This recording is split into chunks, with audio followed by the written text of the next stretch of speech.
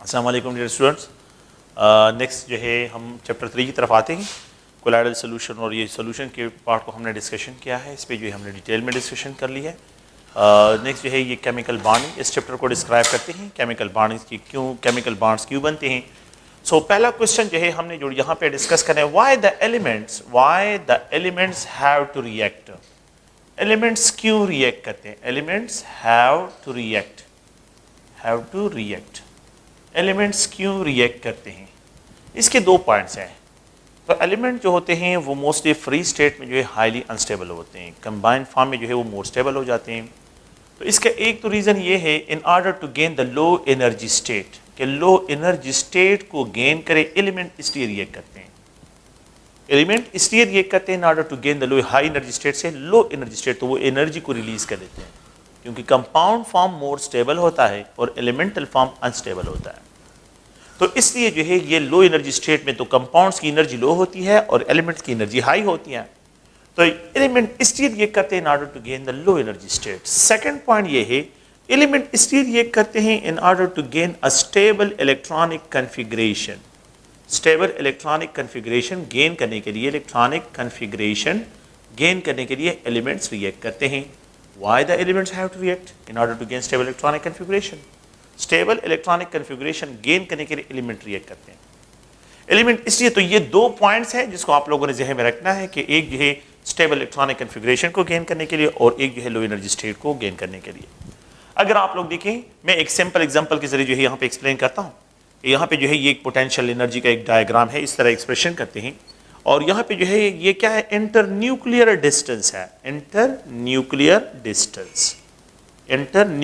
Distances जो है उसको डिस्क्राइब करते हैं। यहाँ पे एक हाइड्रोजन एटम है और हाइड्रोजन एटम है, यहाँ पे एक दूसरा हाइड्रोजन एटम है, एक दूसरे से फार अवे है। तो जब ये दो एटम एक दूसरे के करीब आते हैं तो इनके इलेक्ट्रॉन एक दूसरे को रिपेल करते हैं, सेम चार्जेस। यहाँ पे ये न्यूक्लियस भी एक दूसरे को रिपेल करते हैं, सेम चार्जेस। और ये इलेक्ट्रॉन और ये न्यूक्लियस एक दूसरे को अट्रैक्ट करते हैं, अपोजिट चार्जेस।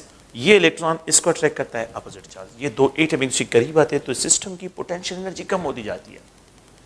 तो ये पोटेंशियल एनर्जी जो है ड्रॉप होती है और यहाँ पे 74 पाइकोमीटर, जिसको बॉन्ड लेंथ कहते हैं, द पोटेंशियल एनर्जी जो है बिल्कुल लीस्ट हो जाती है, लीस्ट।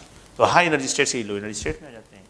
तो 74 पाइकोमीटर जो बॉन्ड लेंथ है इन दो न्यूक्लियाई के दरमियान, यहाँ पे जो है the potential energy of the hydrogen atom combine होकर मॉलिक्यूल बनते हैं, तो लीस्ट होती है, ये लो एनर्जी स्टेट होती है। अगर मैं क्या करता हूं, इन दो एटम्स को इंटरन्यूक्लियर डिस्टेंस से और भी ज्यादा दूसरे के करीब लाने की कोशिश करता हूं, इन दोनों को बाय फोर्स और करीब लेके आता हूं, तो यहां पे न्यूक्लियर फोर्स एक दूसरे को रिपेल करेंगे और फिर ये बॉन्ड ब्रेक होगा। सो अगर इक्विलिब्रियम बॉन्ड डिस्टेंस से भी आप न्यूक्लियाई को इसके करीब लेके आते हैं तो फिर यहाँ पे आप लोगों के पास क्या होगा, यहाँ पे जो है न्यूक्लियर रिपल्सिव फोर्सेस ज्यादा होंगे और बॉन्ड ब्रेकिंग जो है वो आप लोगों के पास ऑब्जर्व होगा। तो ये एक जनरल जो है कि why the elements have to react. Element इसलिए रिएक्ट करते हैं in order to gain the low energy state and stable electronic configuration. Second point हमने जो यहाँ पे डिस्कशन करनी है, तो हमने थ्योरीज जो है, थ्योरीज ऑफ केमिकल बॉन्डिंग जो है हमने इसको डिस्कशन करना है, थ्योरीज ऑफ बॉन्डिंग। तो बॉन्डिंग की थ्योरीज को जो है हमने यहाँ पे डिस्क्राइब करना है। तो पहला जो थ्योरी है, तो फर्स्ट थ्योरी जो है अगर आप लोग देखें तो लीविस इलेक्ट्रॉनिक थ्योरी है, लीविस इलेक्ट्रॉनिक थ्योरी। और this theory is also described in two rule में। एक होता है रूल ऑफ टू, जिसको डबलेट रूल कहते हैं, डबलेट, एंड रूल ऑफ 8, जिसको जो है हम यहाँ पे डिस्क्राइब करते हैं, रूल ऑफ 8 को जो है ऑक्टेट रूल से डिस्क्राइब करते हैं, ऑक्टेट रूल। सो लीविस इलेक्ट्रॉनिक थ्योरी अगर आप लोग देखें क्लासिफाइड इनटू टू रूल्स, ये रूल 2 और रूल 8 जो है इसको यहाँ पे। रूल 2 का मतलब क्या है? अकॉर्डिंग टू दिस थ्योरी कि the elements have to react in order to gain 2 electron in outer most shell.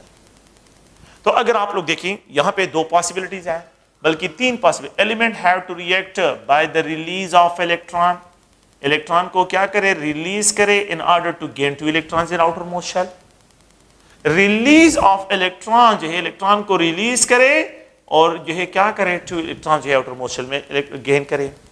The element have to gain of electron, कि वो क्या करे, गेन ऑफ इलेक्ट्रॉन करे, इलेक्ट्रॉन को गेन करे in order to gain 2 electron in outer most shell.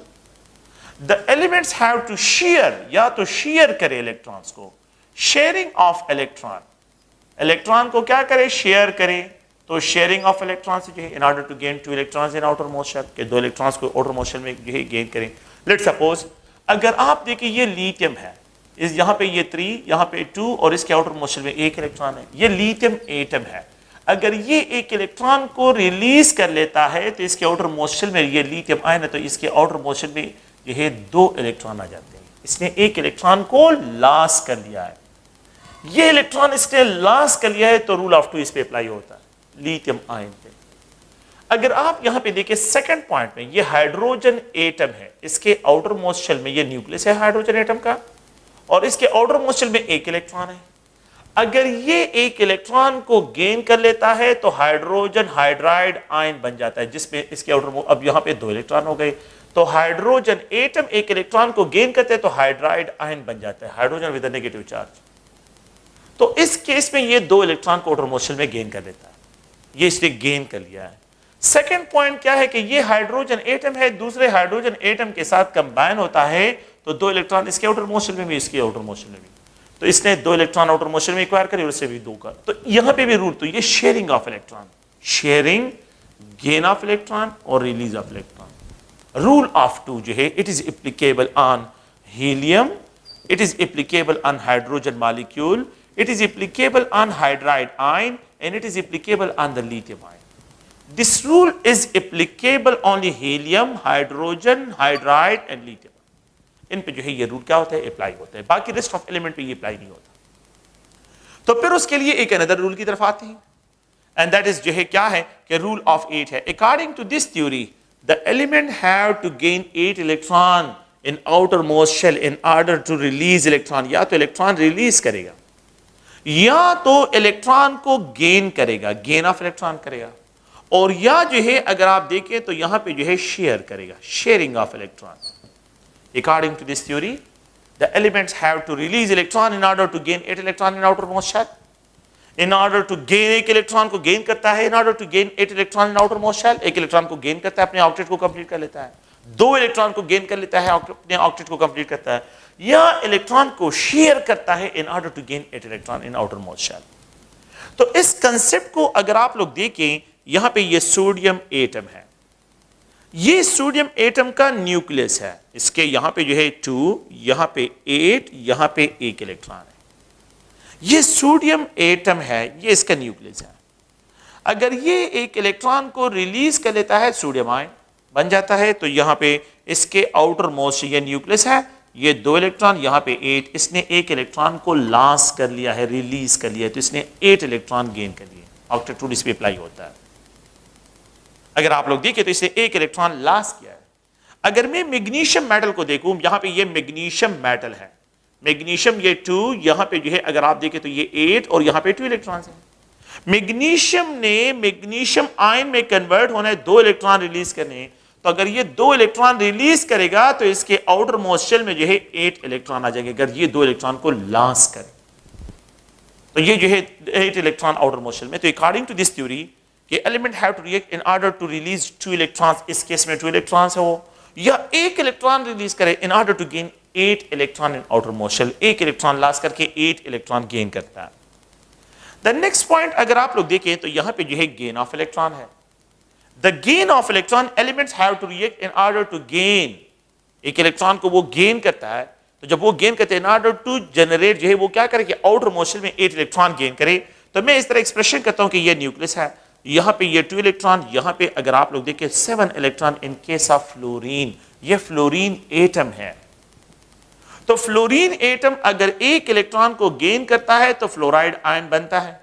यहां पे जो है ये न्यूक्लियस है, न्यूक्लियस, और यहां पे ये 2, यहां पे ये 8 होगा, तो फ्लोराइड आयन, यहां पे 8 इलेक्ट्रॉन, तो इसलिए इलेक्ट्रॉन गेन करके जो है ये अपना ऑक्टेट कंप्लीट कर लिया है। तो इट गेन ऑफ इलेक्ट्रॉन अपना ऑक्टेट कंप्लीट कर रहा है, ये रिलीज ऑफ इलेक्ट्रॉन अपना ऑक्टेट कंप्लीट कर रहा है। द नेक्स्ट पॉइंट अगर आप लोग देखिए शेयरिंग के लिए, ये फ्लोरीन है, दूसरे फ्लोरीन एटम के साथ कंबाइन है, तो यहां पे जो है अगर आप देखें तो यहां पे 2 इलेक्ट्रॉन्स, तो it gain 8 electron in outer most shell, 8 electron यहां पे ये शेयर कर रहा है, और यहां पे जो है अगर आप लोग देखें 8 इलेक्ट्रॉन यहां पे भी आउटर मोस्ट शेल में एक्वायर कर रहा है।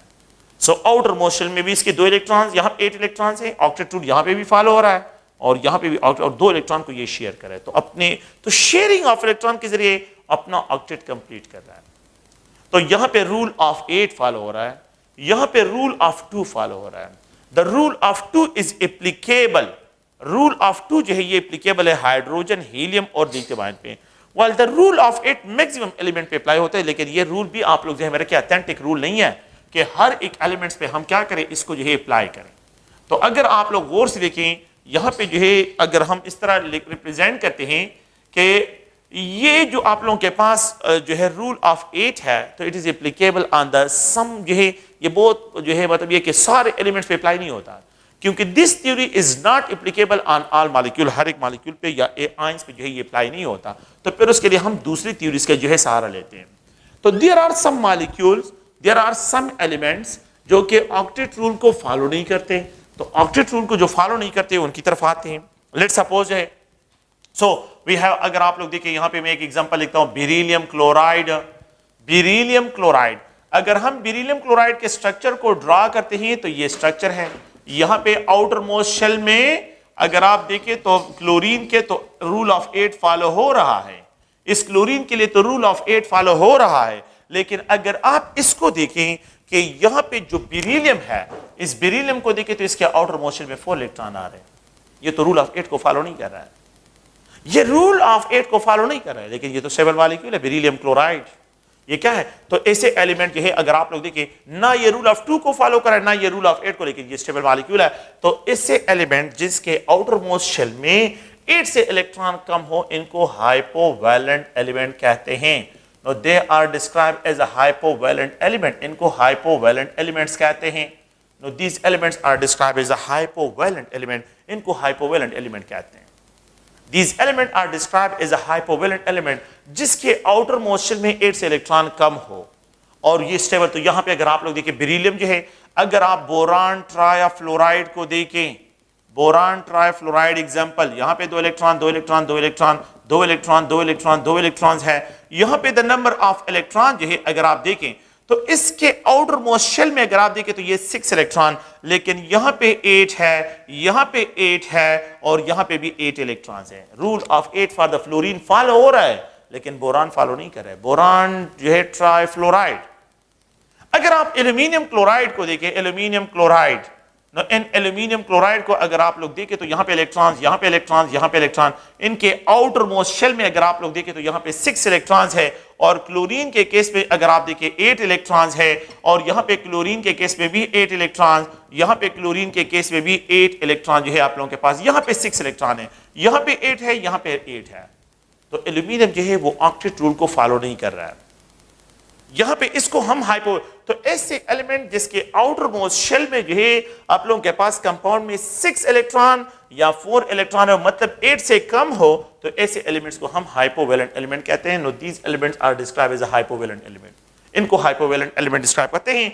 हाइपोवैलेंट element always act as a Lewis acid, क्योंकि ये इलेक्ट्रॉन डिफिशिएंट होते हैं तो they act as a Lewis acid, ये एज अ लीवियस एसिड काम करते हैं, इलेक्ट्रॉन डिफिशिएंट होते हैं। No they also act as electrophile, इनको इलेक्ट्रोफाइल भी हम कहते हैं। They are also act as electrophile, ये इलेक्ट्रोफाइल भी काम करते हैं। They act as a Lewis acid, ये लीवियस एसिड काम करते हैं।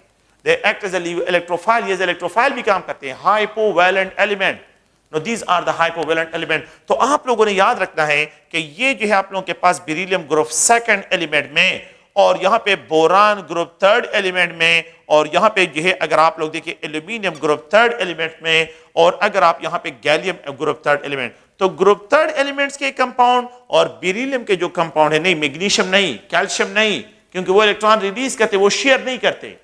तो लीविस का जो कंसेप्ट होगा, लीविस इलेक्ट्रॉनिक का जो कंसेप्ट है वो हम यहाँ पे जो है अगर आप लोग देखें तो उसके लिए तो ये बेरिलियम क्लोराइड की बात कर रहा हूँ, बेरिलियम क्लोराइड जो है और बोरान पे। No these element are described as a hypovalent element. Periodic table में इन एलिमेंट्स को हम हाइपोवैलेंट एलिमेंट से डिस्क्राइब करते हैं, ये हाइपोवैलेंट एलिमेंट है।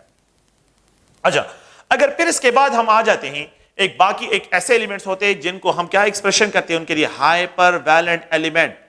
एक अनदर एलिमेंट है जो कि ऐसे एलिमेंट जो अपने ऑक्टेट को एक्सटेंड करते हैं, जो अपने ऑक्टेट को क्या करते हैं, एक्सटेंड करते हैं। तो ऐसे एलिमेंट को हम हाइपरवैलेंट एलिमेंट कहते हैं। क्या मतलब है इसका? अगर आप लोग देखें ये हाइड्रोजन है, and it combine with phosphorus, ये फास्फोरस के साथ कंबाइन है, तो यहाँ पे जो है PH3, यहाँ पे लोन पेयर ऑफ इलेक्ट्रॉन, ये हाइड्रोजन। मैं यहाँ पे स्ट्रक्चर की बात नहीं कर रहा हूं, मेरे लिए स्ट्रक्चर यहाँ पे कोई इंपॉर्टेंट नहीं है। अगर आप देखें यहाँ पे रूल ऑफ 2 फॉलो हो रहा है, यहाँ पे रूल ऑफ 2 फॉलो हो रहा है, यहाँ पे रूल ऑफ 2 फॉलो हो रहा है, लेकिन अगर आप इन इलेक्ट्रॉन को देखें तो यहाँ पे रूल ऑफ 8 फॉलो हो रहा है फास्फोरस में। तो यहाँ पे दोनों रूल फॉलो हो रहे हैं। With respect to hydrogen rule of 2 follow हो रहा है, विद रिस्पेक्ट टू फास्फोरस जो है रूल ऑफ 8 जो है ये फॉलो हो रहा है। इसी तरह अगर आप लोग देखें तो यहाँ पे ये फास्फोरस ट्रायाक्लोराइड, फास्फोरस ट्रायाक्लोराइड, अगर आप देखें तो यहाँ पे इलेक्ट्रॉन, यहाँ पे इलेक्ट्रॉन, यहाँ पे electron, rule of 8 lone pair phosphorus के साथ प्रेजेंट होते हैं। और यहाँ पे अगर आप लोग देखें क्लोरीन क्लोरीन क्लोरीन, इसके साथ इलेक्ट्रॉन, यहाँ पे क्लोरीन, तो रूल ऑफ 8, यहाँ पे रूल ऑफ 8, और यहाँ पे अगर आप लोग देखें रूल ऑफ 8 फॉलो होता है, और इस केस में भी रूल ऑफ 8 फॉलो होता है।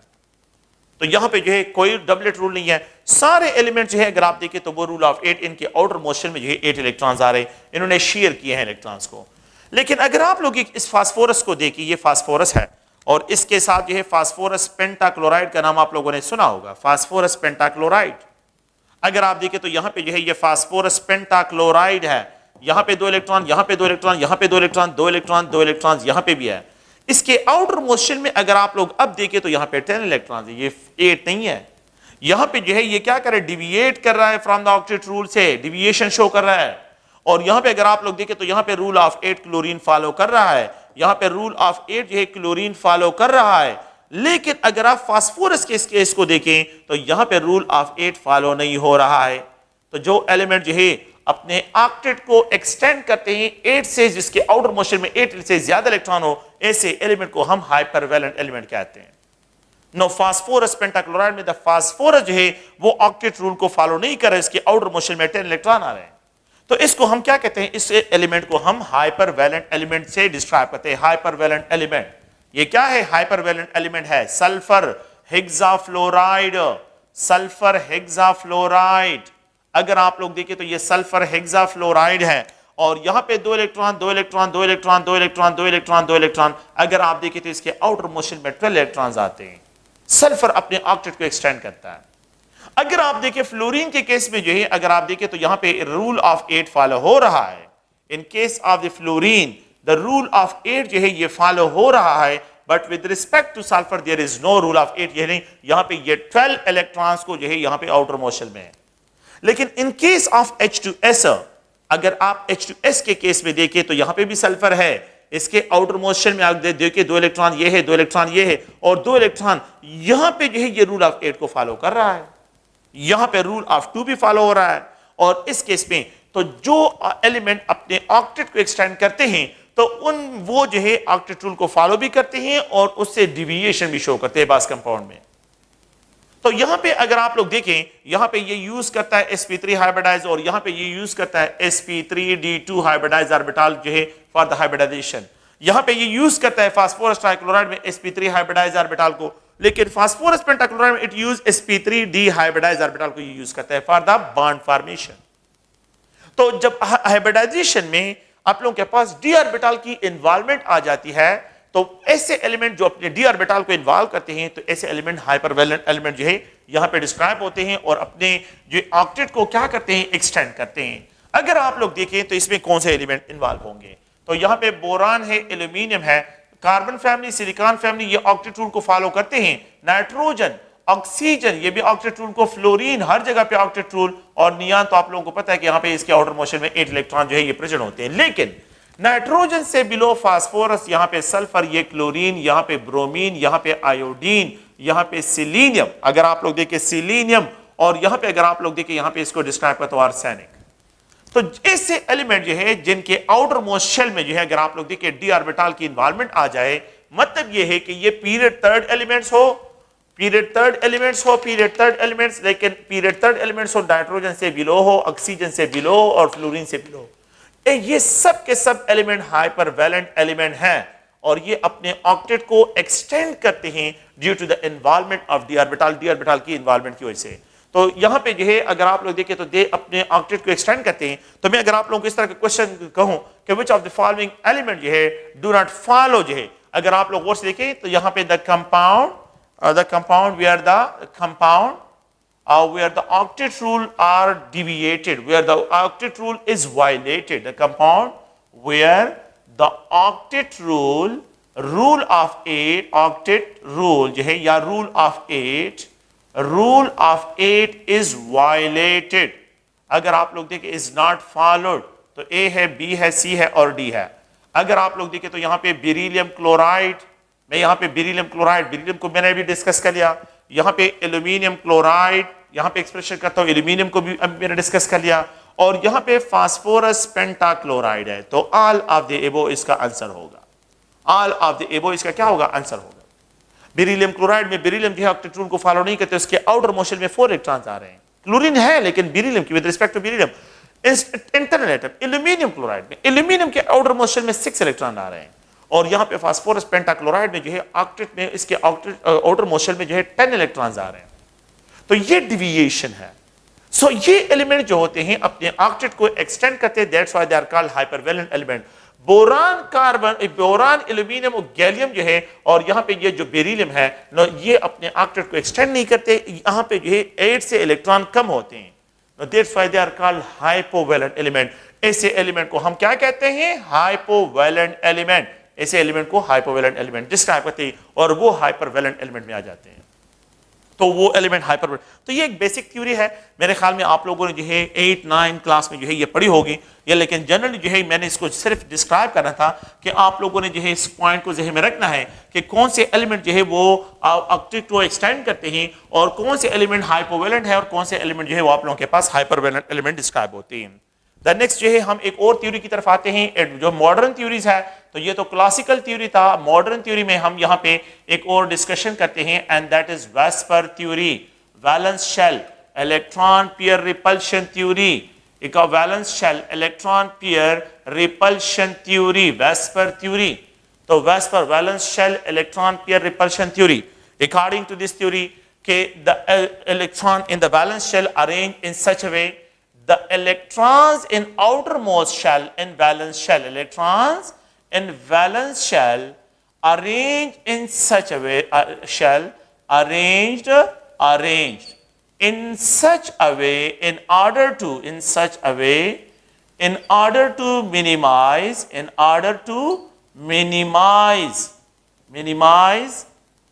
the repulsion, कि क्या करें, minimize the repulsion and maximize। तो जितना जो है रिपल्शन कम होगा, इट मींस इलेक्ट्रॉन के दरमियान इलेक्ट्रॉनिक रिपल्शन जितना कम से कम होगा, तो इट मींस वहां पे डिस्टेंसेस ज्यादा होंगे। तो in order to minimise the repulsion and maximises the distances, और इनके दरमियान जो डिस्टेंसेस है उसको मैक्सिमाइज करना है। तो ये पहला स्टेटमेंट है अकॉर्डिंग टू दिस थ्योरी कि द वैलेंस शेल में जो इलेक्ट्रॉन्स होते हैं they arrange around the central atom in such a way in order to minimize the repulsion and maximize the distances। Second point ये है कि यहाँ पे जो है वैलेंस शेल में 2 किस्म के इलेक्ट्रॉन्स होते हैं, एक लोन पेयर ऑफ इलेक्ट्रॉन्स होते हैं, और एक वैलेंस शेल। तो मैं आप लोगों से lone pair repulsion is greater than the lone pair bond pair repulsion, and lone pair bond pair repulsion is greater than the bond pair repulsion है। आप लोग इस स्टेटमेंट को देखिए, इसका मतलब क्या है कि लोन पेयर ऑफ इलेक्ट्रॉन्स क्या है। आप लोगों ने इस पॉइंट को ज़हन में रखना है कि ये बेरिलियम है, और यहाँ पे जो है ये क्लोरीन है, इस पॉइंट को ज़हन में रखें। ये जो है अगर आप लोग देखिए ये बी है, बेरिलियम एटम है, एटम ए है, और ये एटम बी है, और यहाँ पे ये एटम बी है। 2 एटम इसमें है, एक सेंट्रल एटम है और 2 टर्मिनल एटम है। आप लोग इस पॉइंट को देखिए, इसमें एक सेंट्रल एटम है, और 2 जो है इसमें टर्मिनल एटम है, 2 टर्मिनल एटम। अगर आप देखिए तो यहाँ पे सिर्फ बॉन्डिंग इलेक्ट्रॉन है, द बॉन्डिंग इलेक्ट्रॉन सिर्फ यहाँ पे प्रेजेंट है, तो बॉन्डिंग इलेक्ट्रॉन में रिपल्शन सबसे कम है, तो यहां पे बॉन्ड एंगल 180 है।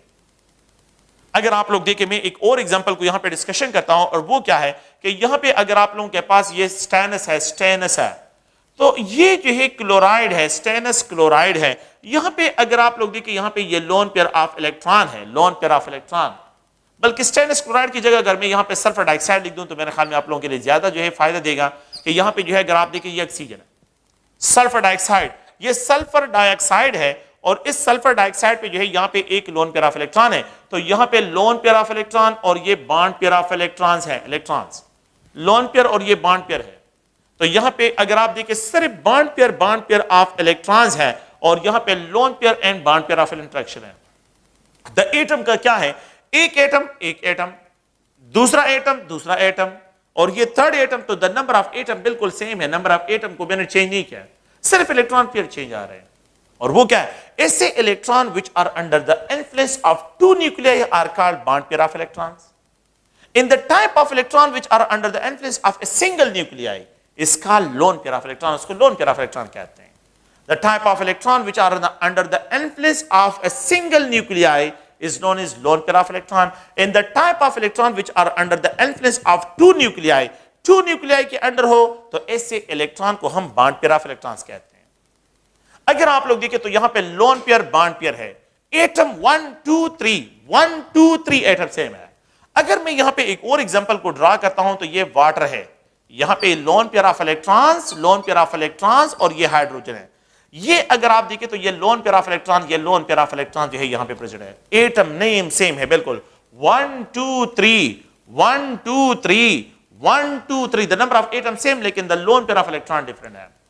यहां पे बॉन्ड एंगल 120 है, यहां पे बॉन्ड एंगल राउंड अबाउट 118 है और यहां पे जो बॉन्ड एंगल है ये 104.5 है। According to this theory a molecule having lone pair of electrons means कि the type of electron which are under the influence of a single nuclear called lone pair of electrons. If they are under the influence of a single nuclear तो they will occupy more space. तब जब more space होगा तो ये मोर repulsion exert करेगा। जब repulsion होगा तो बॉन्ड एंगल जो है यहां पे क्या हो जाएगी, यहां पे कम। तो इस मॉलिक्यूल में लोन पेयर ऑफ इंटरेक्शन है, लोन पेयर इंटरेक्शन है, तो यहां पे बॉन्ड एंगल सबसे कम। रिपल्शन को मिनिमाइज करें, लोन पेयर बॉन्ड पेयर में, यहां पे बॉन्ड पेयर है, दो बॉन्ड पेयर है और एक लोन पेयर है, तो लोन पेयर बॉन्ड पेयर है तो यहां पे रिपल्शन कम, तो बॉन्ड एंगल क्या हो गए, ज्यादा हो गए। और अगर में लोन पेयर ऑफ इलेक्ट्रॉन भी खत्म हो जाए, ये बॉन्ड पेयर में दोनों जो है सिर्फ बॉन्ड पेयर प्रेजेंट हो तो बॉन्ड एंगल सबसे ज्यादा है। तो कंक्लूजन ये है कि जिन मॉलिक्यूल में लोन पेयर होते हैं और एक मॉलिक्यूल में लोन पेयर बॉन्ड पेयर है और एक मॉलिक्यूल में बॉन्ड पेयर, तो इसमें सबसे ज्यादा रिपल्शन यहां पे होगा, सबसे लीस्ट यहां पे होगा, सॉरी फिर कम हो जाएगा और सबसे लीस्ट जो है बॉन्ड पेयर में डिस्क्राइब होगा। तो ये अगर आप लोग देखें, ये इस कंसेप्ट का जो है स्टेटमेंट का मतलब है। द थर्ड पॉइंट क्या है कि द बॉन्ड इफेक्ट जो है कि यहां पे अगर आप लोग गौर से देखें, यहां पे the electronegativity difference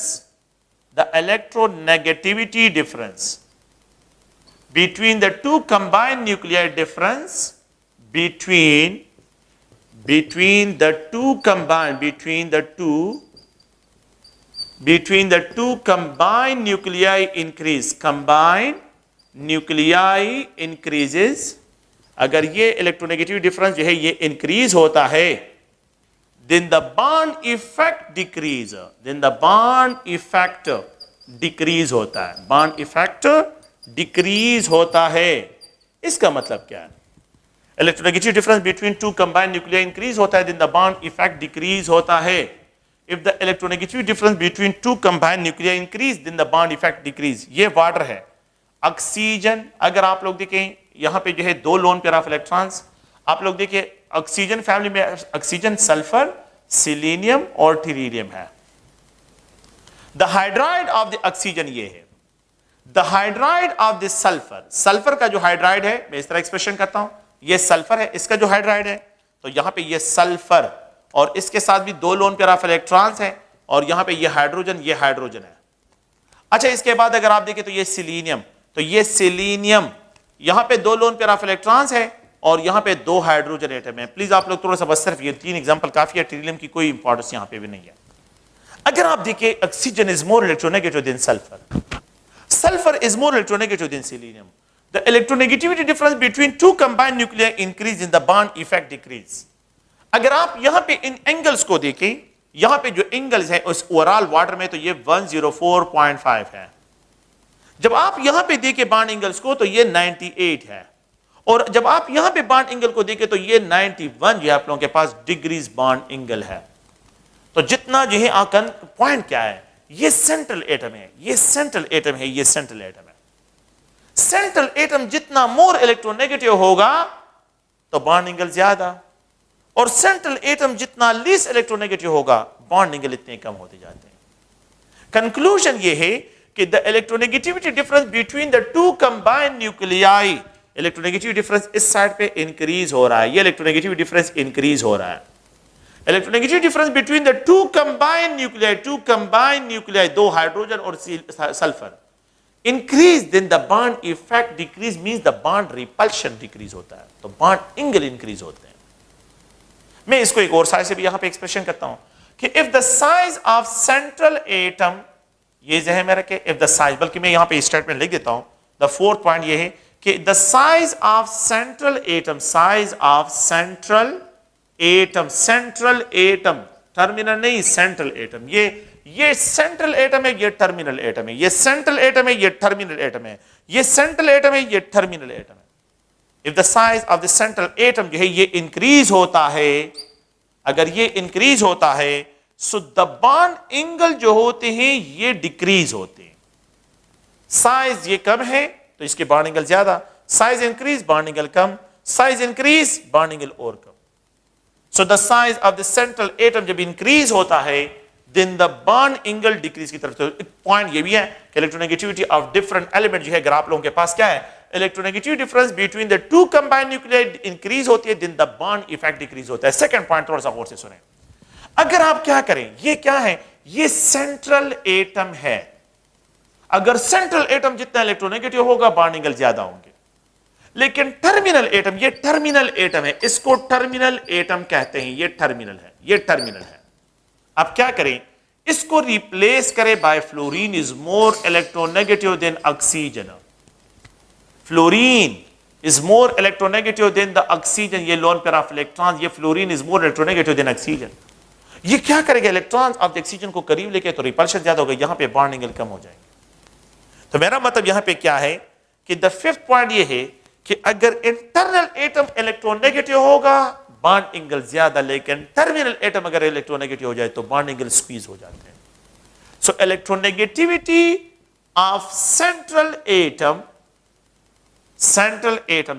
एटम लिख रहा हूं, is directly proportional to the bond angle।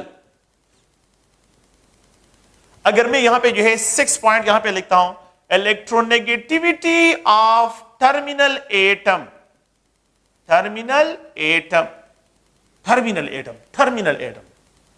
is inversely proportional to the bond angle।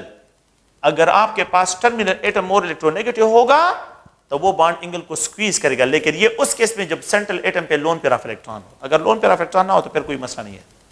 ये उस केस में जब सेंट्रल एटम पे लोन पेयर ऑफ इलेक्ट्रॉन हो, तो इलेक्ट्रोनेगेटिविटी ऑफ टर्मिनल एटम जो है is inversely proportional to the bond angle, ये बॉन्ड एंगल के। ओके, द सेवंथ पॉइंट ये है, अगर आप लोग देखिए तो यहां पे एक 7 पॉइंट है कि the multiple bond effect is considered to be a double single bond effect. Multiple bond effect means double bond effect. Multiple bond effect है, multiple bond effect is considered to be a single bond effect। इसको जो है single bond effect ही describe किया जाएगा।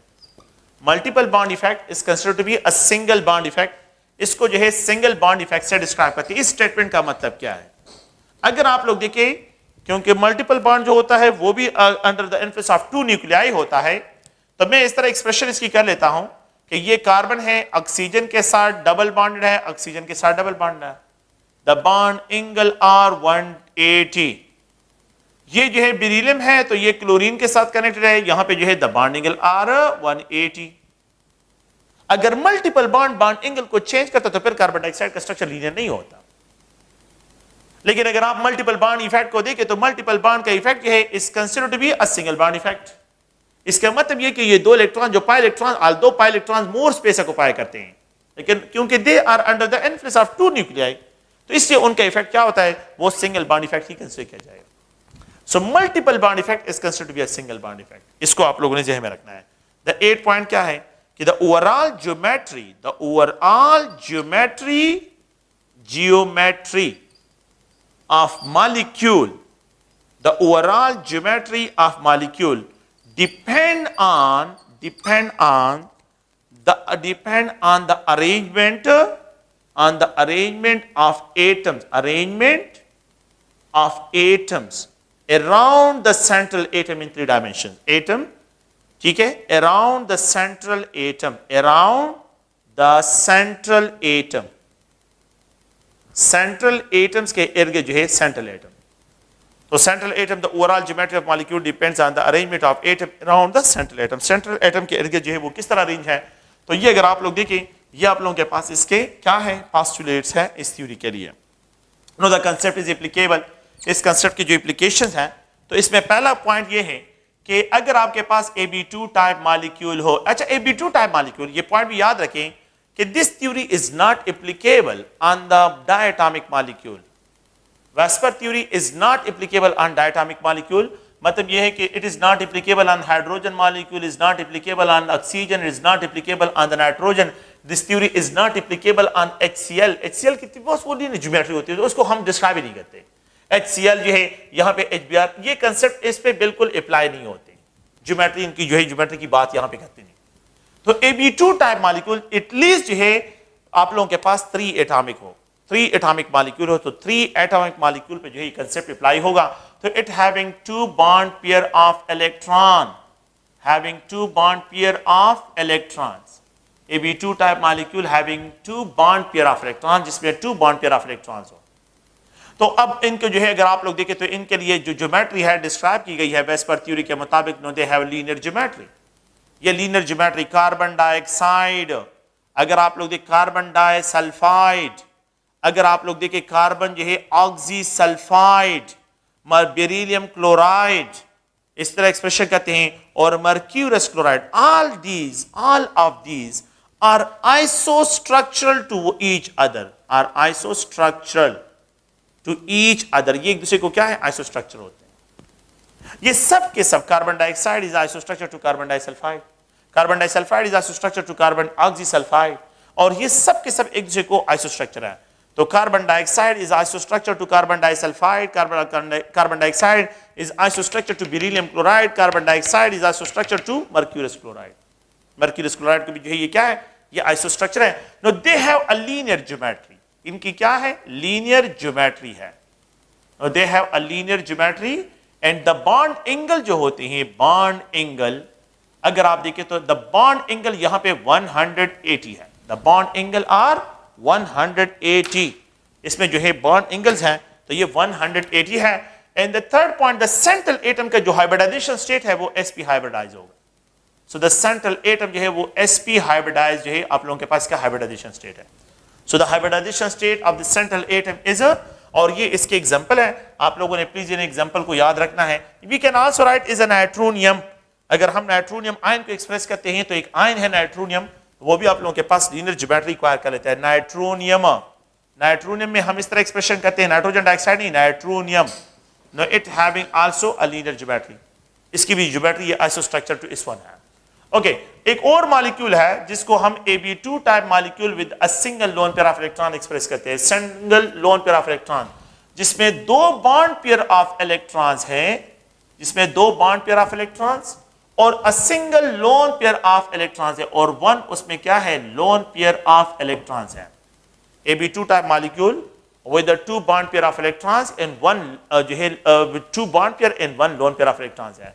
तो अगर मैं इसकी एक्सप्रेशन करता हूं तो यहां पे ये लोन पेयर ऑफ इलेक्ट्रॉन्स और यहां पे ये B है और ये B है, ये लोन पेयर ऑफ इलेक्ट्रॉन जो है इन इलेक्ट्रॉन को, बॉन्ड पेयर ऑफ इलेक्ट्रॉन को डिविएट करते हैं फ्रॉम लीनियर पोजीशन से इसको डिविएट करते हैं। तो अगर मेरे पास, अगर आप लोग देखें, मैं इस तरह एक्सप्रेशन करता हूं कि ये मेरे पास, लेट सपोज ये मेरे पास क्या है, 2 एटम है Ab2 और ये Ab2 टाइप मॉलिक्यूल है, इसमें ये loan pair of electron expression करता हूं तो ये बिल्कुल इसको 90 एंगल पे होगी, तो यहां पे रिपल्शन बहुत ज्यादा होगा। तो ये रिपल्शन डिविएशन, रिपल्शन को मिनिमाइज करने के लिए एंगल को, डिस्टेंसेस को क्या करते हैं, इंक्रीज करते हैं। तो 90 एंगल से ये डिवेट होके राउंड अबाउट लेसर देन 120। तो यहां पे जो बॉन्ड एंगल्स होते हैं, बॉन्ड एंगल्स, यहां पे जो बॉन्ड एंगल्स हैं, so they are lesser then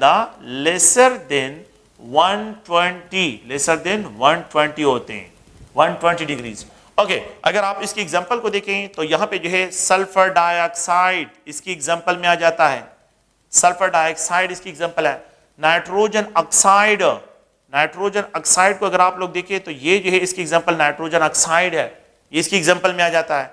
अगर आप लोग जर्मीनियम क्लोराइड, जर्मीनियम क्लोराइड, यहां पे जो है कि ये जर्मीनियम है और ये क्लोराइड इसके साथ लोन पेयर ऑफ इलेक्ट्रॉन्स होता है। और यहाँ पे अगर आप देखें स्टेनस क्लोराइड, ये सब के सब जो है अगर आप देखें तो Ab2 molecule with the 1 loan pair of electron and 2 bond pair of electron के साथ है। आप इनको देखें ये सब एक दूसरे को आइसोस्ट्रक्चर होंगे, ये सब के सब क्या है यहाँ पे आइसोस्ट्रक्चर है। तो अगर आप इनको देखें तो ये नाइट्रोजन के साथ लोन पेयर ऑफ इलेक्ट्रॉन, यहाँ पे भी लोन पेयर ऑफ इलेक्ट्रॉन, तो लोन पेयर ऑफ इलेक्ट्रॉन्स हैं। तो इनके जो बॉन्ड एंगल है वो लेसर देन 120 होते हैं। अगर आप लोग देखें यहाँ पे राउंड अबाउट 95 बॉन्ड एंगल्स हैं और यहाँ पे राउंड अबाउट जो है अगर आप देखें 108 जो है बॉन्ड एंगल्स होते हैं और यहाँ पे जो है 118 बॉन्ड एंगल्स हैं। और अगर आप इसको देखें तो ये राउंड अबाउट 118, इसके भी जो है 118.3 जो है राउंड अबाउट इसके भी बॉन्ड एंगल्स हैं। लेकिन ये बॉन्ड एंगल यहाँ पे इसके लिए इतनी इंपॉर्टेंट नहीं है। यहाँ पे अगर आप लोग देखिए इनकी जो है आप लोगों के पास जो ज्योमेट्री होगी, ज्योमेट्री अब यहाँ पे ये जो लोन पेयर ऑफ इलेक्ट्रॉन्स हैं, ये पॉइंट याद रखें। अगर मैं इनके स्ट्रक्चर को जो है दो किस्म की ज्योमेट्री यूज होती है, एक हाइब्रिडाइजेशन ज्योमेट्री है और एक जो है आप लोगों के पास जिसको इलेक्ट्रॉनिक ज्योमेट्री भी कहते हैं, और एक जो है वो आप लोगों के पास स्ट्रक्चर ज्योमेट्री है।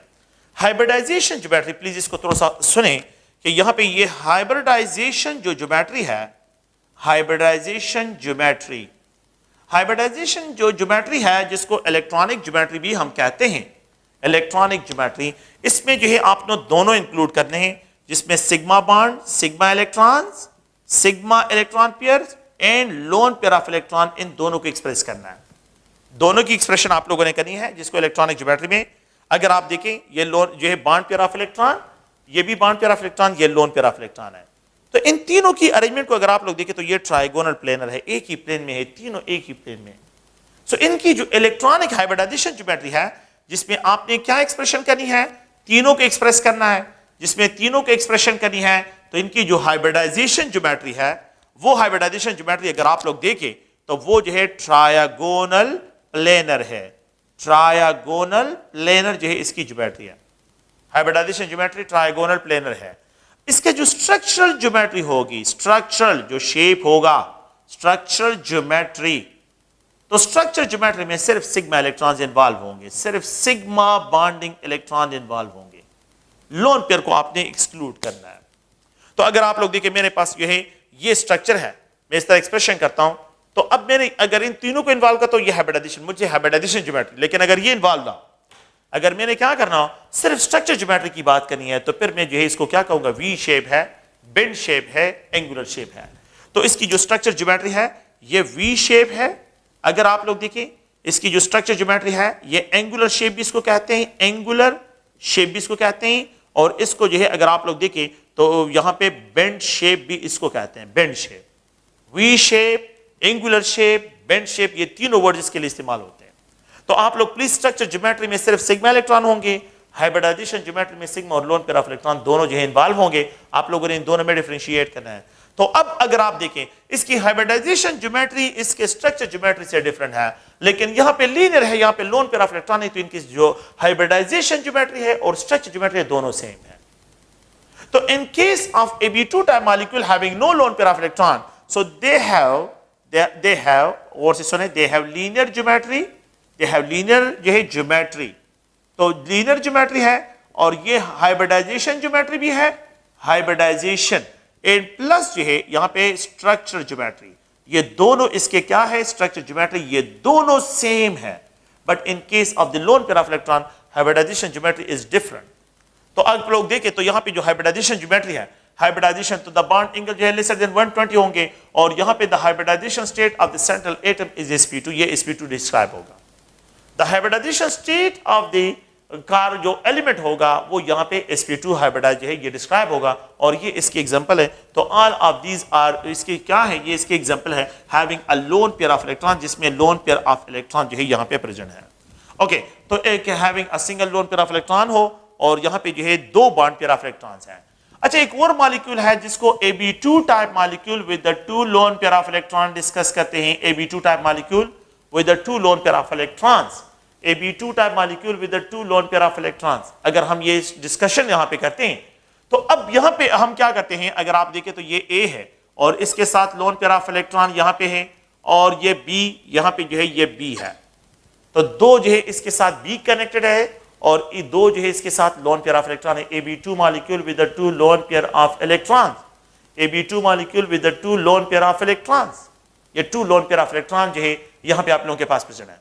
अब अगर आप लोग इस स्ट्रक्चर को देखें और यहां पे जो है एक लोन पेयर ऑफ इलेक्ट्रॉन है, यहां पे 2 लोन पेयर ऑफ इलेक्ट्रॉन, तो लोन पे रिपल्शन ज्यादा है, तो यहां पे जो है आप लोगों के पास डिविएशन ज्यादा होगा। इस स्ट्रक्चर को अगर आप लोग देखें तो इसकी एग्जांपल जो है ये वाटर मॉलिक्यूल, अगर आप देखें ये वाटर मॉलिक्यूल है इसकी एग्जांपल।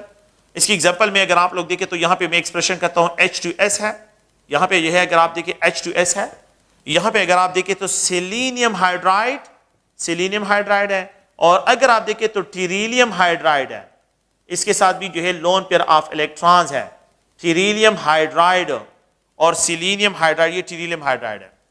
आप लोग देखें तो यहां पे Ab2 molecule with 2 loan pair of electrons, Ab2 molecule with 2 loan pair of electrons, ये Ab2 molecule with 2 loan pair of electrons है।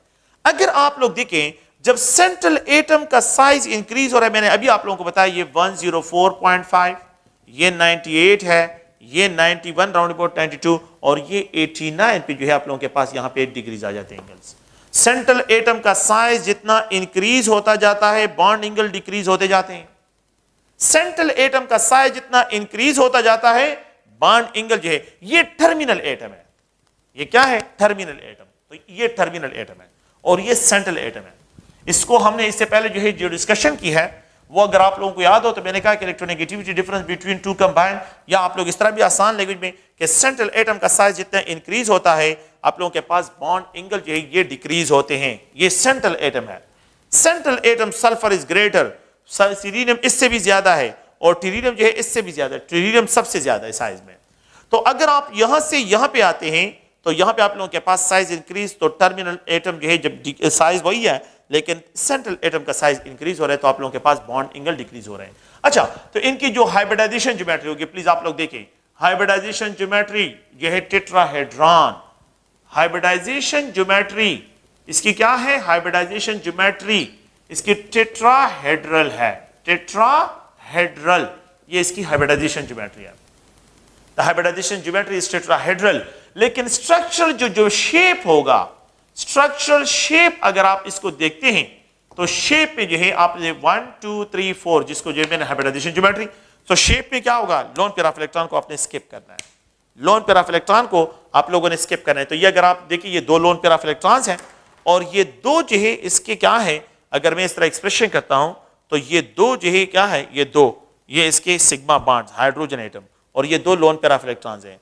तो overall 1 2 3 4 tetrahedral geometry hybridization geometry होगी, टेट्राहेड्रल ज्योमेट्री। लेकिन अगर मैं स्ट्रक्चर ज्योमेट्री में बात करता हूं तो सिग्मा इलेक्ट्रॉन को एक्सप्रेशन करूंगा। सिग्मा इलेक्ट्रॉन जो है अगर आप मैं इसको एक्सप्रेस करता हूं, मैंने लोन पेयर ऑफ इलेक्ट्रॉन को स्किप करना है। लोन पेयर ऑफ इलेक्ट्रॉन जो है क्या होंगे, शेप में डिस्क्राइब नहीं होंगे, it is describe as a V shape, angular shape, bend shape है। तो यहां पे जो है हाइब्रिडाइजेशन ज्योमेट्री और स्ट्रक्चर, तो स्ट्रक्चर ज्योमेट्री जो है वी शेप है, द स्ट्रक्चर ज्योमेट्री जो है अगर आप लोग देखें बेंड शेप है, bend shape. The structure geometry अगर हम यहां पे डिस्क्राइब करते हैं तो ये एंगुलर शेप है, एंगुलर शेप, तो ये एंगुलर शेप भी है, बेंड शेप भी है और इसको वी शेप से डिस्क्राइब करते हैं। अच्छा, अगर आप लोग देखें तो बॉन्ड एंगल, तो यहां पे वेरिएशन है, तो बॉन्ड एंगल्स यहां पे आप लोगों ने ये पॉइंट ध्यान में रखते हैं कि इनके जो बॉन्ड एंगल्स हैं, तो मैं यहां पे जो बॉन्ड एंगल्स हैं तो इनमें अगर आप लोग देखें तो सबसे ज्यादा बॉन्ड एंगल वाटर के, फिर उसके बाद H2S के, फिर उसके बाद अगर आप लोग देखें तो H2 सेलेनियम हाइड्राइड के, और फिर उसके बाद अगर आप लोग देखें तो यहां पे जो है आप लोगों के पास सबसे लीस्ट जो बॉन्ड एंगल है वो टीरिलियम हाइड्राइड में आप लोगों के पास है। ये Ab2 molecule with on but they are isostructure, ये एक दूसरे को आइसोस्ट्रक्चर है, ये सारे वी शेप है, ये सब के सब बेंड शेप है, ये सब के सब एंगुलर शेप है, दे आर डिस्क्राइब। अच्छा, एक और पॉइंट को थोड़ा सा गौर से सुने, अगर मेरे पास ये वाटर है, ये जो है, अब मैंने ये कहा कि सेंट्रल एटम का साइज जितना इंक्रीज होता है, सेंट्रल एटम का साइज जितना इंक्रीज होता है बॉन्ड एंगल डिक्रीज होता है। मैंने एक स्टेटमेंट लिखा है कि ये सेंट्रल एटम है, तो सेंट्रल एटम का साइज जब इंक्रीज होता है तो बॉन्ड एंगल जो है ये डिक्रीज होते हैं, बॉन्ड एंगल डिक्रीज होते हैं, बॉन्ड एंगल डिक्रीज होते हैं। लेकिन दूसरा पॉइंट है, ये टर्मिनल एटम है, देखते हैं कि सेंट्रल एटम को कांस्टेंट रखते हैं और टर्मिनल एटम को चेंज करते हैं। ये ऑक्सीजन है, इसके साथ loan pair of electron, loan pair of electron, ये हाइड्रोजन है। क्या करते हैं, इस हाइड्रोजन को रिप्लेस करते और इसकी जगह मीथाइल लगा लेता हूं, मीथाइल कार्बन। तो मीथाइल कार्बन का साइज बड़ा है, हाइड्रोजन का साइज स्मॉल है। ये एक दूसरे को स्टेरिक रिपल्शन एग्जर्ट करेंगे, स्टेरिक रिपल्शन। जब ये एक दूसरे को रिपेल करते हैं तो इंटरेस्टिंग पॉइंट क्या है कि यहां पे जो बॉन्ड एंगल है ये 104.5 है, लेकिन यहां पे जो बॉन्ड एंगल है ये 108.2 है या 108 है, बॉन्ड एंगल ज्यादा हो गया। अगर आप लोग देखें, अगर आप इस हाइड्रोजन को भी रिप्लेस करें, ये डेरिवेटिव ऑक्सीजन है और यहां पे इसके साथ लोन पेयर ऑफ इलेक्ट्रॉन्स, और मैंने इस हाइड्रोजन को रिप्लेस करे मीथाइल पे, ये ईथर है, ईथर, तो ये मीथाइल ग्रुप एक दूसरे को और रिपेल करेंगे, the bond angle exceed to 111.8 या 111 पे चले जाते हैं, द बॉन्ड एंगल इंक्रीज हो जाते हैं। तो मेरा मतलब क्या है कि इफ द टर्मिनल एटम का साइज इंक्रीज होता है, टर्मिनल, अगर टर्मिनल एटम जो है टर्मिनल, तो टर्मिनल एटम का साइज अगर इंक्रीज होता है, एटम साइज इंक्रीज होता है, तो बॉन्ड एंगल भी इंक्रीज होते हैं। लेकिन इंटरनल एटम का साइज अगर इंक्रीज होता है तो बॉन्ड एंगल डिक्रीज होते हैं। तो ये दो इस पॉइंट को ध्यान में रखना है, एक टर्मिनल एटम, एक इंटरनल एटम। इंटरनल एटम का इलेक्ट्रोनेगेटिव होगा, बॉन्ड एंगल ज्यादा, टर्मिनल एटम इलेक्ट्रोनेगेटिव हो जाए, बॉन्ड एंगल कम हो जाते हैं। इनको आप लोगों ने प्लीज समझना है।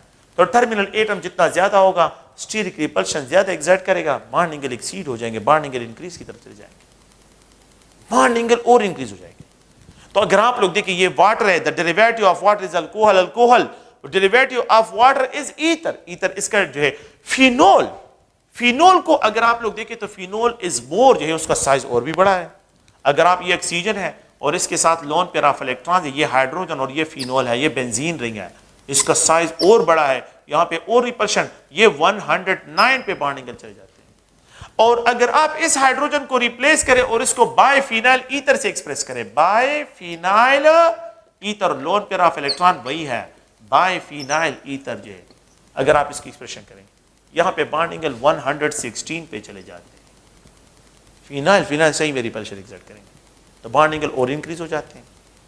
तो आपने ये ध्यान में रखना है कि अगर इंटरनल एटम का साइज जो है इंक्रीज होता है, बॉन्ड एंगल कम, अगर टर्मिनल एटम का साइज इंक्रीज होता है तो बॉन्ड एंगल क्या होते हैं, ये आप लोग प्लीज याद रखिए, तो बॉन्ड एंगल इंक्रीज होता है अगर टर्मिनल एटम का साइज इंक्रीज होता है।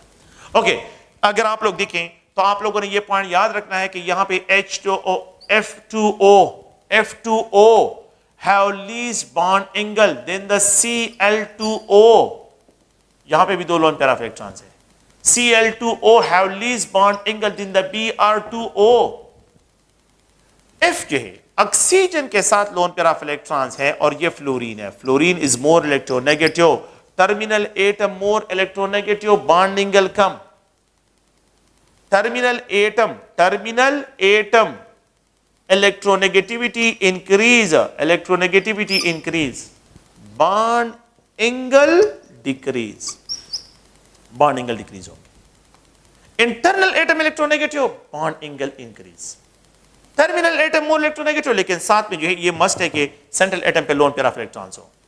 तो अगर मैं यहां पे एक्सप्रेशन करूं कि ऑक्सीजन और इसके साथ lone pair of electrons और ये क्लोरीन एटम है, तो chlorine is least electronegative while fluorine is more electronegative, तो यहां पे बॉन्ड एंगल्स यहां पे कम, यहां पे जो है क्या होंगे, यहां पे ज्यादा होंगे। तो मैंने सबसे ज्यादा Br2O, फिर उसके बाद Cl2O और सबसे लीस्ट बॉन्ड एंगल जो है F2O होंगे।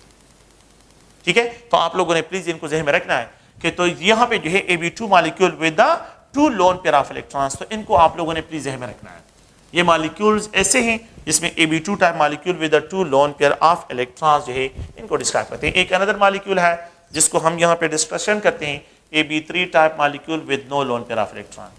तो 3 बॉन्ड पेयर ऑफ इलेक्ट्रॉन्स हैं, bond pair of electrons with no lone pair of electrons, यहां पे कोई लोन पेयर ऑफ इलेक्ट्रॉन्स नहीं, बस ये सिंपल स्ट्रेट फॉरवर्ड है।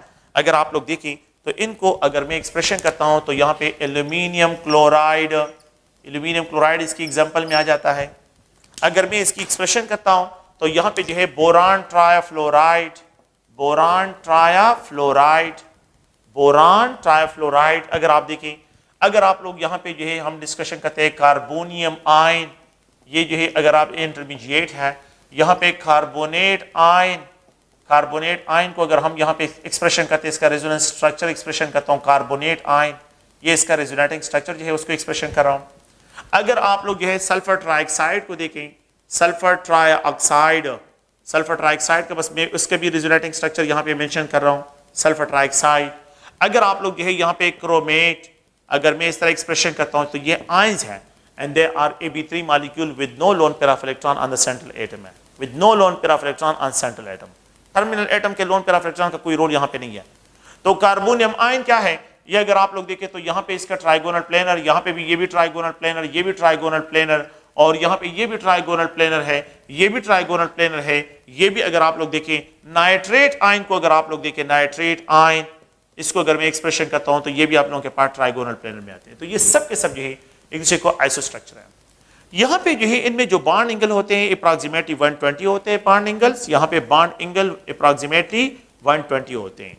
और दूसरा पॉइंट यह है, अगर आप लोग देखें तो यहाँ पे अगर आप इन सारे जितने भी हैं तो यहाँ पे ये जो ज्योमेट्री है तो ये ट्राइगोनल प्लेनर जनरेट करते हैं। अच्छा, इनकी इलेक्ट्रॉनिक ज्योमेट्री और स्ट्रक्चर ज्योमेट्री दोनों सेम होगी, हाइब्रिडाइजेशन ज्योमेट्री जिसको मैं कहता हूँ। तो हाइब्रिडाइजेशन ज्योमेट्री भी यही है, हाइब्रिडाइजेशनल ज्योमेट्री। और अगर आप लोग देखें यहाँ पे दूसरी ज्योमेट्री है जिसको हम स्ट्रक्चर ज्योमेट्री कहते हैं, वो भी बिल्कुल सेम है।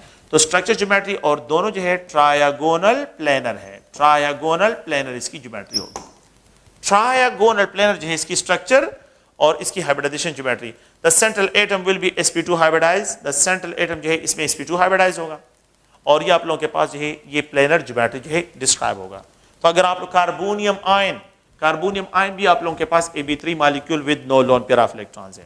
ओके, हम एक और पॉइंट की तरफ आते हैं और वो अगर आप लोग देखें तो यहाँ पे जो है Ab3 molecule with 1 loan pair of electrons, तो यहाँ पे जो है 3 बॉन्ड पेयर ऑफ इलेक्ट्रॉन्स है, 3 bond pair of electrons in 1 loan pair of electrons आप लोगों के पास प्रेजेंट हो। तो ये फैमिली अगर आप लोग देखें नाइट्रोजन फैमिली है। तो अगर आप देखें NH3, ठीक है, नाइट्रोजन, PH3, अगर आप लोग देखें यहाँ पे जो है आर्सेनिक हाइड्राइड, और यहाँ पे जो है अगर आप देखें तो एंथिमनी हाइड्राइड।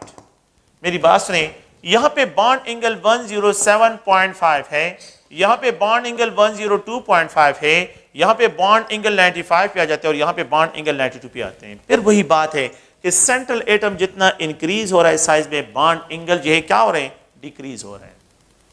द बॉन्ड एंगल यहाँ पे डिक्रीज और यहाँ पे जो है सबसे ज्यादा है। तो इन केस ऑफ द हाइड्राइड में अमोनिया का अगर आप लोग देखिए बॉन्ड एंगल ज्यादा देन द PH3 का बॉन्ड एंगल ज्यादा देन द आर्सेनिक हाइड्राइड का बॉन्ड एंगल ज्यादा देन द एंथिमनी हाइड्राइड। तो सबसे लीस्ट बॉन्ड एंगल यहां पे आप लोगों के पास होंगे। आप लोग देखिए सेंट्रल एटम का size increase, bond angle decrease होते हैं। आप फिर एक कंक्लूजन, एक दूसरे पॉइंट को देखिए, ये जो है अमोनिया है, अमोनिया, इसको अगर आप लोग देखें अमोनिया, ये अमोनिया है। अगर ये यहां पे देखें तो यहां पे नाइट्रोजन इज मोर इलेक्ट्रोनेगेटिव। मैं क्या करता हूं, ये नाइट्रोजन से यहां पे हाइड्रोजन रिप्लेस करके फ्लोरीन लगा लेता हूं, तो इट इज कन्वर्टेड इनटू ट्रायाफ्लोरो, ये है यहां पे ट्रायाफ्लोरो एमाइन जो है इसको रिप्रेजेंट करता हूं, या नाइट्रोजन फ्लोराइड है। अब अगर आप देखें यहां पे सेंट्रल एटम मोर इलेक्ट्रोनेगेटिव, यहां पे ये टर्मिनल एटम मोर इलेक्ट्रोनेगेटिव है। Bond angle 107.5, the bond angle are 102। Internal atom more electronegative, bond angle ज्यादा, terminal atom more electronegative, bond angle कम, क्योंकि वो लोन पेयर ऑफ इलेक्ट्रॉन को उसके करीब लेके आ जाते हैं, जिसके इफेक्ट पर बहुत ज्यादा हो जाते हैं, जिसकी वजह से बॉन्ड एंगल जो है वो कम हो जाते हैं। तो अगर आप लोग देखें तो यहां पे NF3 में बॉन्ड एंगल जो है, और अगर मैं इस तरह एक्सप्रेशन करूं कि यहाँ पे ये NCl3 है तो अब इसकी इलेक्ट्रोनेगेटिविटी कम, तो यहाँ पे बॉन्ड एंगल ज्यादा।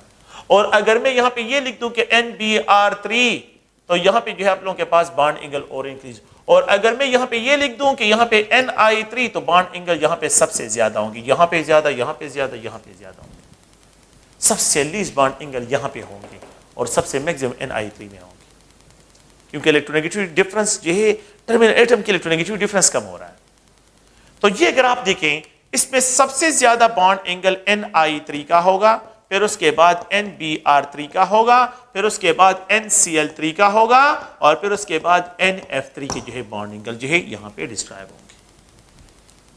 तो आपने टर्मिनल एटम को और इंटरनल एटम्स की जो है पहचान रखनी है, इनकी पहचान को आप लोगों ने रखना है। अच्छा, अब अगर आप लोग देखिए एक दूसरे पॉइंट से मैं इसको डिस्क्राइब करता हूं, और वो दूसरे एंगल से इसकी डिस्क्रिप्शन करते हैं। अगर आप लोग देखिए मैंने यहां पे लिखा है। अब एक और टर्मिनल एटम का साइज देखते हैं। ये नाइट्रोजन है, ये हाइड्रोजन, ये हाइड्रोजन, ये हाइड्रोजन, अमोनिया 107.5। इसको क्या करता हूं, यहां से हाइड्रोजन रिप्लेस करता हूं, इसकी जगह प्राइमरी एमाइन। देखें प्राइमरी एमाइन ये इसको क्या करता है, रिपेल करता है। यहां पे steric repulsion and terminal atom का साइज बढ़ा रहा हूं।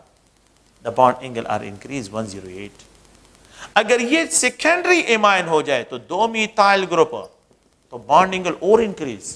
और अगर ये टर्शरी एमाइन हो जाए तो द बॉन्ड एंगल सही में इंक्रीज हो जाएंगे, बॉन्ड एंगल और भी इंक्रीज हो जाएंगे। अब कंक्लूजन क्या है कि tertiary amine have more bond angle than secondary, secondary have more than the primary and primary have more than ammonia. अगर इस तरह कंपैरिजन करता हूं तो टर्मिनल एटम का साइज इंक्रीज होगा, बॉन्ड एंगल इंक्रीज होंगे। इंटरनल एटम का साइज इंक्रीज होगा तो बॉन्ड एंगल जो है वो आप लोगों के पास इंटरनल एटम को देखना है और टर्मिनल एटम को। टर्मिनल एटम का साइज बढ़ रहा है तो वो क्या करेगा, repulsion of the lone pair को मिनिमाइज करेगा, बॉन्ड एंगल को इंक्रीज करेगा। लेकिन इंटरनल एटम, अगर आप टर्मिनल एटम को जो है डिक्रीज करते हैं, टर्मिनल एटम का साइज जितना कम होता है तो बॉन्ड एंगल जो है कम हो रहा है। तो आप लोग प्लीज ध्यान में रखें कि यहाँ पे मिथाइल ग्रुप जो है यहाँ पे अटैच कर रहा हूं तो बॉन्ड एंगल क्या हो रहा है, वो आप लोगों के पास इंक्रीज जो है। तो ये आप लोगों ने प्लीज इनको ध्यान में रखना है। और ये Ab2 मॉलिक्यूल। अच्छा, इसके लिए जो ज्योमेट्री होगी, electronic geometry, hybridization geometry, hybrid no the hybridization geometry जो है, हाइब्रिडाइजेशन ज्योमेट्री, हाइब्रिडाइजेशन ज्योमेट्री में अगर हम देखते हैं तो यहां पे जो हाइब्रिडाइजेशन ज्योमेट्री है तो ये टेट्राहेड्रल है, टेट्राहेड्रल है। It having a tetrahedral geometry, it having a tetrahedral geometry। लेकिन अगर मैं स्ट्रक्चरल ज्योमेट्री की तरफ आता हूं, स्ट्रक्चर ज्योमेट्री, स्ट्रक्चर ज्योमेट्री क्या होगी, द स्ट्रक्चरल ज्योमेट्री, तो वो अगर आप लोग देखें तो इस तरह एक्सप्रेशन करते हैं। हाइब्रिडाइजेशन ज्योमेट्री को आप लोग देखें, मैं इस तरह एक्सप्रेशन करता हूं। ये हाइब्रिडाइजेशन, ये यहां पे इलेक्ट्रॉन, ये इलेक्ट्रॉन और ये लोन पेयर ऑफ इलेक्ट्रॉन्स है। ये जो है, ये जो रेड एक्सप्रेशन हल कर रहा है, ये लोन पेयर ऑफ इलेक्ट्रॉन्स की जो है एक्सप्रेशन कर रहा है, लोन पेयर ऑफ इलेक्ट्रॉन्स को, लोन पेयर ऑफ इलेक्ट्रॉन्स 1 2 3 4। तो ये टेट्राहेड्रल है। अब अगर मैं इससे loan pair of electron remove करूं, 1 2 3 trigonal pyramidal। So the structure geometry is a trigonal pyramidal। ये trigonal pyramidal है। The central atom is sp3 hybridized। ये central atom sp3 hybridized है। Central atom is sp3 hybridized। और bond angles को तो मैंने मुख्तलिफ जगह पे डिस्कशन किया। और बॉन्ड एंगल अमोनिया के केस पे जो है ये 107.5 जो है आप लोगों के पास होंगे। Okay, if we have to treat the ammonia, अगर मैं अमोनिया को क्या करता हूं, इसके साथ लोन पेयर ऑफ इलेक्ट्रॉन, इसको ट्रीट करता हूं एसिडिक मीडिया में, so it is converted into ammonium, and if it is treated with a strong base, ये प्रोटॉन लॉस करे, it is converted into amide। ये ऑर्गेनिक केमिस्ट्री का amide नहीं है, IMIDE है, ठीक है, ये amide, and it is converted into ammonia. ये क्या है, अमोनियम है, और ये अमोनिया है, अमोनिया, और वो अमोनियम और ये एमाइड है। यहां पे नाइट्रोजन पे 2 लोन पेयर ऑफ इलेक्ट्रॉन हो गए, यहां पे नाइट्रोजन पे 1 है और यहां पे लोन पेयर ऑफ इलेक्ट्रॉन नहीं है, तो सबसे ज्यादा बॉन्ड एंगल 109.5, यहां पे जो है 107.5, और ये राउंड अबाउट 104 पे 0.5 पे आ जाएगा। तो the number of loan pair of electron on the central atom increase, bond angle decrease. The number of lone pair of electrons are converted into bond pair of electron, the bond angle increase. When ammonia is treated with acid, the bond angle are slightly increase. Bond angle क्या हो जाती है, increase हो जाती है, क्योंकि अब यहाँ पे जो है क्या नहीं है, यहाँ पे तो लोन पेयर ऑफ इलेक्ट्रॉन नहीं है, यहाँ पे लोन पेयर ऑफ इलेक्ट्रॉन है तो रिपल्शन है, तो बॉन्ड एंगल कम है। और यहाँ पे आप लोगों के पास, तो ये आप लोगों के पास ये सिचुएशन है कि अगर आप लोग और से सुने इस बात। नेक्स्ट जो है, अगर हम यहाँ पे डिस्कशन करते हैं तो एक अनदर है जिसको Ab4 टाइप मॉलिक्यूल कहते हैं। Ab4 ये मेरे ख्याल में आपको पता है कि टेट्राहेड्रल ज्योमेट्री इसकी होगी, टेट्राहेड्रल, ठीक है, टेट्राहेड्रल हेड्रल जो है इसकी ज्योमेट्री है। ओके, और यहाँ पे इनकी जो है इलेक्ट्रॉनिक ज्योमेट्री और हाइब्रिडाइजेशन ज्योमेट्री बिल्कुल सेम होती है। sp3 हाइब्रिडाइज होंगे, sp3 हाइब्रिडाइज जो है आप लोगों के पास है, central atom will be sp3 hybridize. अच्छा, इसकी जो एग्जांपल है तो CH4 है, CH4 है। अगर आप लोग देखिए यहाँ पे जो है सल्फेट आयन इसको एक्सप्रेशन कर लेते हैं, और थर्ड वन जो है अगर आप लोग देखिए ये अमोनियम आयन जो है इसके लिए एक्सप्रेशन करते हैं। कार्बन टेट्राक्लोराइड जो आप लोगों के पास एग्जाम्पल आते हैं। तो ये कार्बन है और यहाँ पे A है, यहाँ पे लेट्स सपोज हाइड्रोजन लेते हैं, हाइड्रोजन लेते हैं, हाइड्रोजन लेते हैं, हाइड्रोजन, तो ये आप लोगों के पास सेंट्रल एटम एक्सप्रेशन करते हैं। टेट्राहेड्रल इसकी ज्योमेट्री होगी, ये sp3 हाइब्रिडाइज होगा। ठीक है, तो आप लोगों ने प्लीज इन पॉइंट्स को याद रखना है। यहाँ पे वैलेंस बॉन्ड थ्योरी के जो कंसेप्ट है आप लोगों के यहाँ तक है।